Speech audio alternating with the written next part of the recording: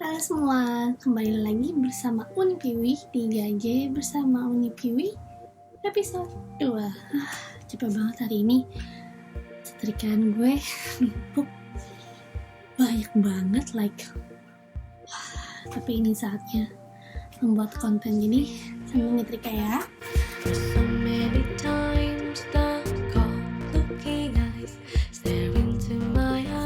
BTW bahasan kali ini adalah tentang songwriting and music producing 101 ala Unipiwi.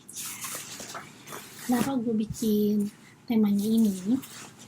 Gue tahu ini sangat segmented ya, tapi nggak apa-apa sih.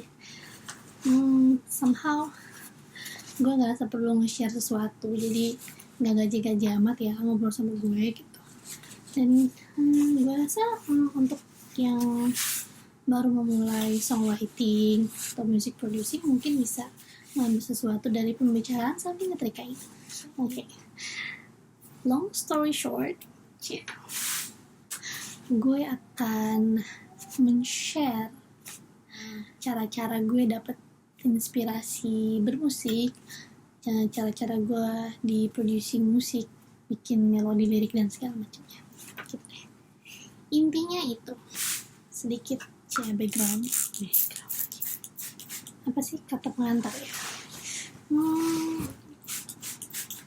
Gue mulai songwriting itu sebenarnya udah lama banget ya. Pertama kali gue bikin lagu sendiri itu pas SMP, umur gue masih 13 tahun, which is I just can't do math. 13 tahun. Anjir, 35 kurang 13 berapa sih? Oke.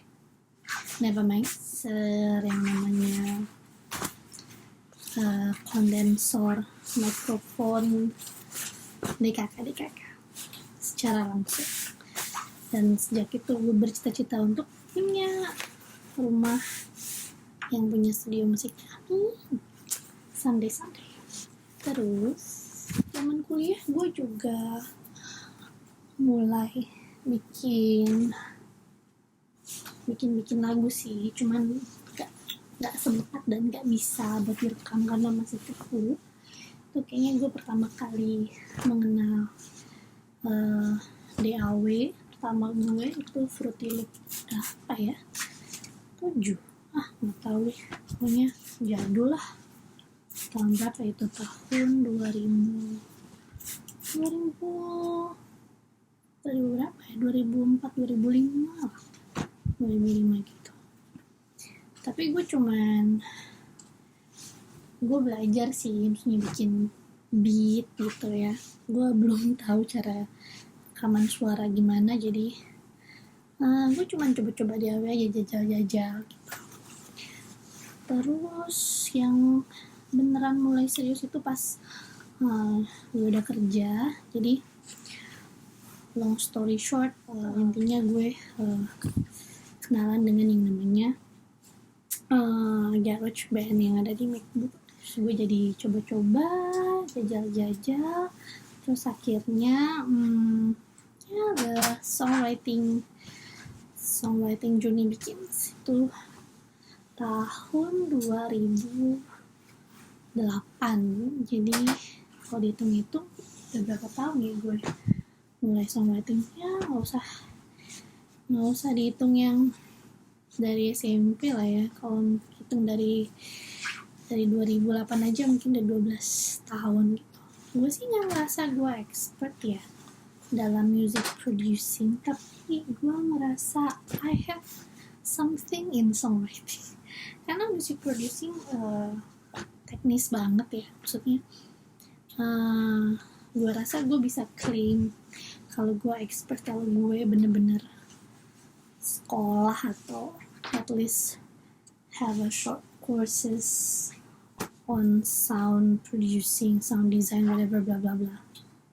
Tapi ini semuanya gue pelajarinya otodidak, which is mengandalkan telinga gue jadi dengan 12 tahun experience boleh lah ya gue berbagi tips and trick ala gue dalam music producing and songwriting. Mungkin gue rasa sih songwriter dan music producer yang udah jago-jago sih pasti tahu lah, itu mungkin maksudnya pasti pernah melakukan hal ini gitu, atau mungkin jadi rahasia mereka juga gitu. Jadi gimana sih prosesnya gue kalau bikin lagu gitu ya? Biasanya sih yang paling sering gue lakuin itu adalah gue bikin musiknya dulu yang berbarengan sama melodinya gitu kan. Jadi biasanya gue nggak bikin musik sampai selesai gitu baru gue cari nadanya tuh enggak, biasanya tuh berbarengan gitu. Jadi misalnya gue bikin musik 8 bar ya, terus gue cari juga nadanya atau lagunya gitu. Kenapa begitu? Karena menurut gue lebih versatile kayak gitu. Karena kadang-kadang kalau gue bikin musiknya selesai dulu nih, kayaknya monoton gitu lagu gue, kayak gitu-gitu aja gitu komposisinya gitu. Tapi kalau misalnya gue tahu lagunya mau diapain di situ gitu, lagunya nanti mau bagaimana, itu jadinya lebih rich gitu lagunya dan lebih unpredictable menurut gue ya. Lagu yang catchy itu adalah lagu yang unpredictable, melodinya, musiknya gitu. Jadi kamu tahu kan kalau kamu dengar satu lagu, kalau tiba-tiba ada nada yang nggak familiar, maksudnya you don't expect that gitu, kamu pasti wow gitu. Tapi kalau misalnya lagunya kayak ya gitu lagi lagunya tuh kayak ketebak gitu, kayak nadanya tuh udah tahu ya nadanya kesana gitu ya, chordnya ke situ gitu, kayak no, it's boring menurut gue ya. It's just not my cup of tea. Kalau lo lihat lagu-lagu seperti siapa ya yang paling familiar mungkin sama kita semua, kayak lagu Queen gitu, kayak Bohemian Rhapsody, itu lagunya dari awal sampai akhir itu semuanya tuh punya unsur-unsur yang mengejutkan gitu. Kayak lo kalau denger musik awalnya sama musik akhirnya tuh gak kayak satu lagu yang sama gitu, tiba-tiba it's completely a different song gitu. Atau itu in the extreme way sih, contoh seperti itu.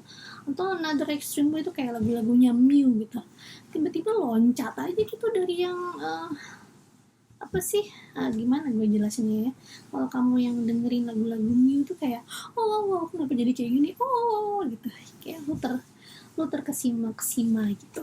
Nah gue juga berusaha kalau bikin lagu tuh seperti itu. Mungkin kalau music wise gue belum bisa, atau misalnya gue belum punya skillnya, gue coba dari sisi melodinya dulu. Contoh, jangan pakai contoh lagu gue deh ya, lagu siapa ya yang seperti itu. Contoh lagu Mew aja, misalnya Carry Me to Safety. Oh referee, carry me to safety, da da da da da da da di da, tiba-tiba berubah da da da da da da da da, maksudnya lo kok jadi gitu maksud gue. Terus kalau misalnya musik dan melodinya sudah beres, baru gue cari liriknya gitu.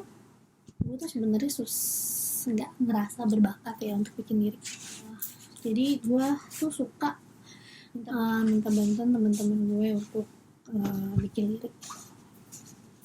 Jadi kadang ada yang bisa dijadiin lagu, kadang ada yang bisa masuk gitu ke musik gue, kadang enggak, jadi bener-bener kayak jodoh-jodohan gitu. Terus pernah juga sih gue bikin lagu dari lirik duluan gitu, misalnya temen gue ada lirik atau orang minta bikinin lagu dari liriknya, bisa juga gitu. Cuman gue sih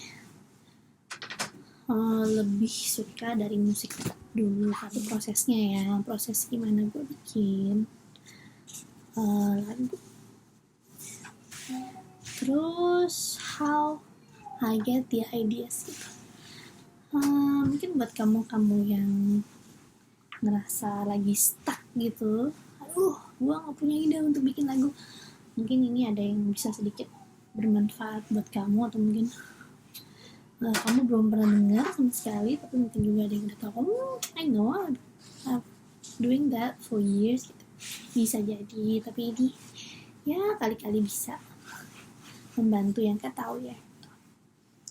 How I get the ideas, paling sering itu kalau misalnya lagi bersemangat gitu ya, gue akan trial and error aja sih gitu.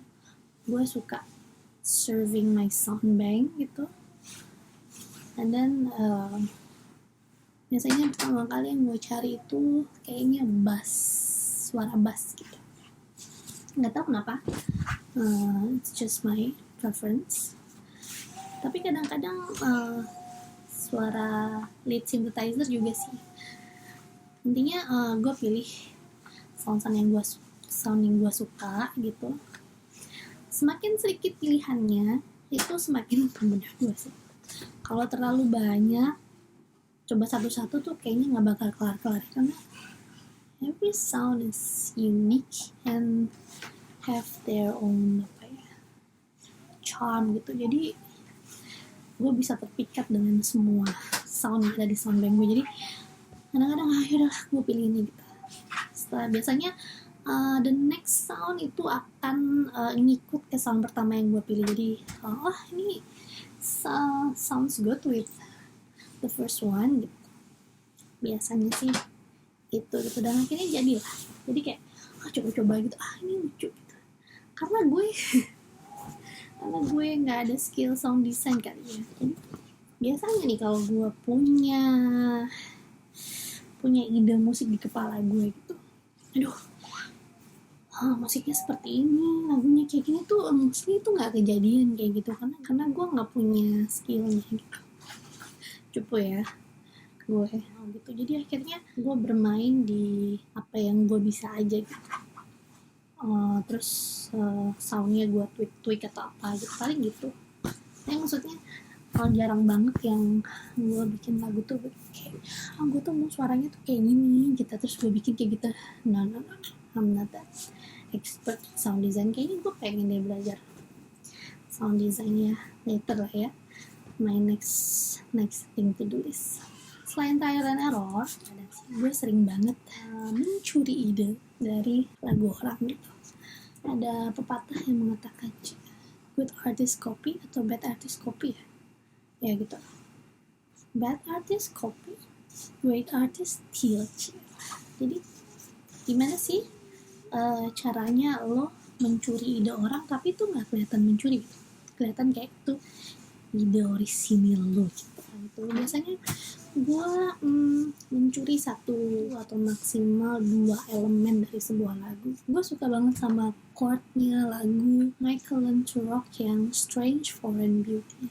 Strange foreign beauty, I never know gitu. Lagu jadul zaman gue kecil gitu. Terus gue pengen bikin lagu yang chordnya seperti itu. Jadi akhirnya gue bikin lagu yang memakai chord yang sama dengan lagu itu. Jadilah lagu gue yang The Path ya. Jadinya tuh I don't even know my heart, na na na, di di da di da da da da, da da di da da di, da da da da da. Kalau lagunya si Michael Landau-nya Never know what I felt for you, da di da da da da Gue suka bagian yang berubah kayak pas gue jadi I don't even know what else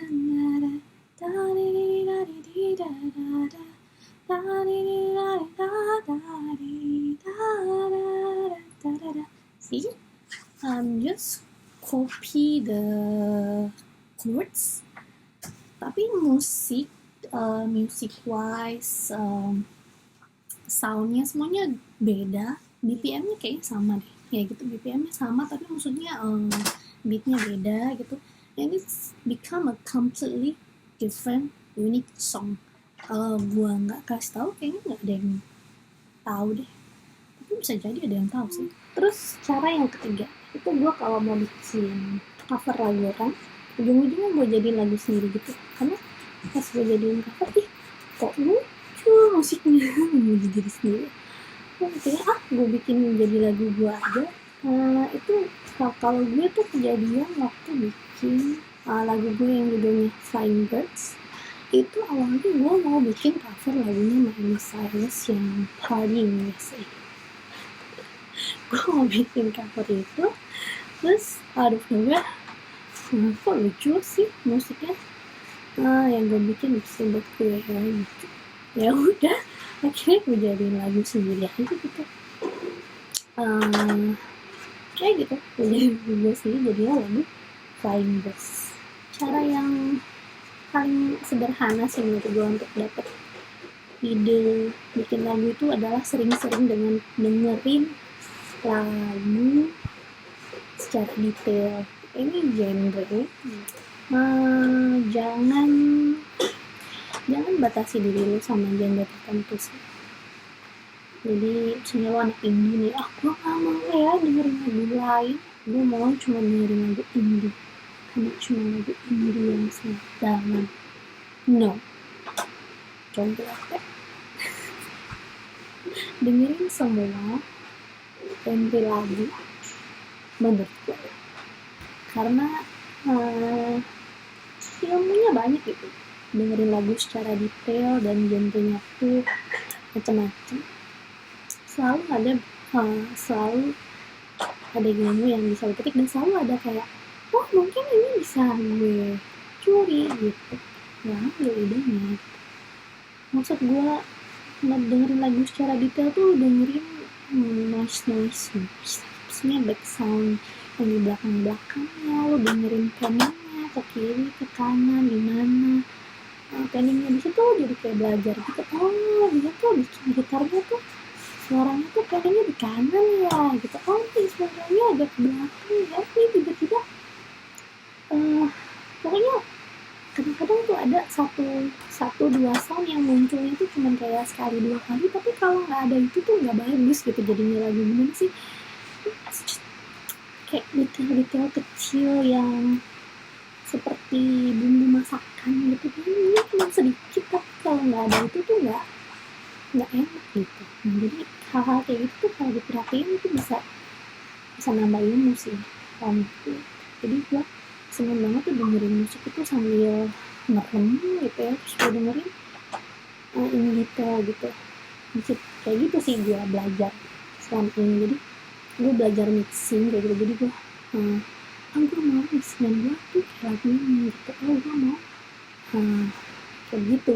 Jadi itulah cara gue belajar. Jadi gue menyekolahkan telinga gue dengan cara seperti itu. Sekolahnya apa gitu. Kalau gue sering humming di kamar mandi. Kenapa di kamar mandi? Karena di kamar mandi suara lo jadi bagus kan. Pertama, terus kalau menurut gue sering banget nemu ide lagu-lagu gue yang banyak disukai gitu biasanya muncul idenya di kamar mandi. I don't know why, just like that. Semakin banyak lo mencoba humming, mencoba membuat nada gitu, makin terlatih gitu otak lu untuk membuat nada-nada gitu. Atau kalau mau cara cheat yang paling sering gue lakuin gitu, kayak gue udah dapet musik nih, terus gue mau cari nadanya. I'm humming like crazy, gue rekam hummingan gue, terus gue hummingnya tuh bener kayak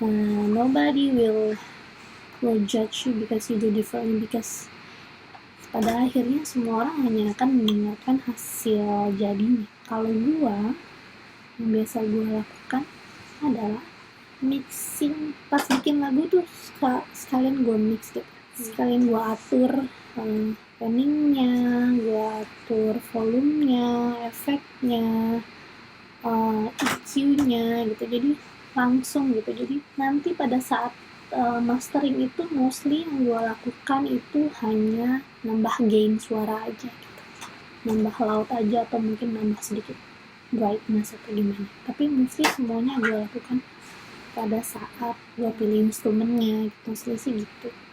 Pernah sih gue bikin semuanya dulu, terus gue coba mix di akhir tuh berantakan gitu jadinya. Kenapa? Karena kadang-kadang soundnya jadi terlalu banyak gitu, terus jadi numpuk-numpuk. Pokoknya jadi ada yang harus gue hapus gitu, karena jadinya it's just not work for me. Mungkin work for you. Nulis lagu, songwriting juga menurut gue gak ada rulesnya. Lo gak harus mengikuti pattern lagu yang seperti apa, enggak gitu. Lo bebas aja, lo mau hajar kayak gimana tuh juga gak masalah kalau gitu. Dan jangan terpaku sama rules yang kalau EDM tuh harus ada dropnya, misal you don't have to make your own style. Menurut gue percaya sama telinga lu sih, percaya sama telinga lu, tapi telinga yang disekolahkan ya. Jadi sering-seringlah menyekolahkan telinga lu biar telinga lu jadi lebih dapat dipercaya. Nah terus ini kalau gue sebelum gue publish lagu gue akan dengerin itu lagu on repeat beberapa hari, mungkin seminggu sampai seminggu, just to make sure kalau gue nggak bosan sama lagunya gitu, just to make sure kalau lagunya menurut gue nggak biasa aja gitu. Gue agak terlalu perfeksionis untuk urusan itu, tapi maksudnya gue mencoba untuk publish lagu-lagu dengan cara seperti itu. Gue nggak masalah kalau misalnya itu lagu akhirnya menurut gue biasa aja, gue nggak publish gitu, gue nggak publish dulu gitu. Gue bisa publish later, atau gue simpen aja dulu gitu lagunya, membuat nantinya gue perbaiki lagi gitu. Gue sekarang itu udah bikin berapa lagu ya? I don't know, maybe like more than 50 lagu gue udah bikin kali ya. Gue udah punya 5 album. 5 album. Belum lagi cover dan segala macam. Jadi kayaknya lebih deh. Dan itu gak semua gitu. Banyak lagu-lagu yang menurut gue gak layak gue publish gitu, dan gak pernah gue publish gitu. Jadi mungkin sebenarnya gue bikin tuh udah lebih dari 100an gitu. Maksudnya gue buang lagu gue tuh banyak banget. Tapi ya itu tadi, kalau lu udah bikin 100 lagu, masa sih gak ada satu yang ngehits gitu lah kasarnya gitu ya. Jadi jangan expect lu bikin satu terus satu ngehits gitu. No, that's not. Yeah, it may happen if you're super genius one, tapi mostly it's not like that kalau menurut gitu. Apalagi lu baru pemula, jadi ya udah bikin aja. Gue inget banget kritik lagu pertama gue tuh jelek banget, tapi itu yang membuat gue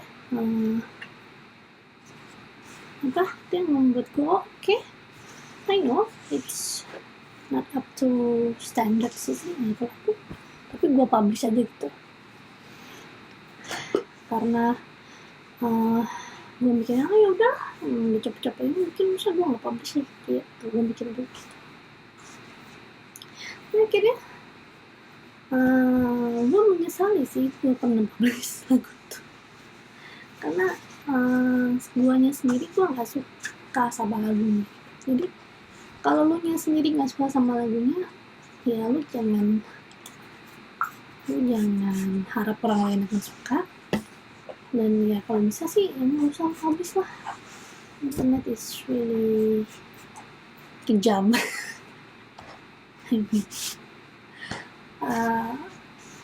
Mungkin gue sih menyesal ya untuk mempublish lagu, tapi lagu itu pastinya nggak bisa gue hapus dong karena sudah ada di mana-mana. Tapi ya sudah lah, itu kan bagus juga sih sebenarnya.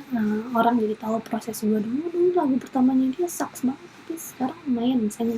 Tapi gue sendiri sih I wish I didn't post that song sih gue ya selalu sih kalau gue publish sama kalau gue sih gitu. Kalau gue akan selalu publish lagu yang menurut gue layak publish, yang gue harus dengerin dulu berkali-kali dan gue gak bosen gitu. Jadi gue pasang QC di diri gue sendiri pakai standar yang high gitu.